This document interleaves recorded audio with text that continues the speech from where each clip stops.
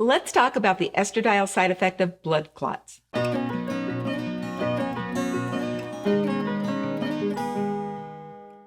Of all the side effects that estradiol may have, inducing blood clots is the most serious. Estradiol is not alone in inducing blood clots. All steroid hormones taken orally for more than 6 months can interfere with your liver's clotting cascade and increase your risk of blood clots. These steroid hormones include estradiol, progesterone, testosterone, DHEA, and cortisol. Estradiol is particularly aggressive at stimulating blood clot formation, so it's very important if you have a clotting disorder that you reveal it to your healthcare provider before considering hormonal birth control or hormone replacement therapy.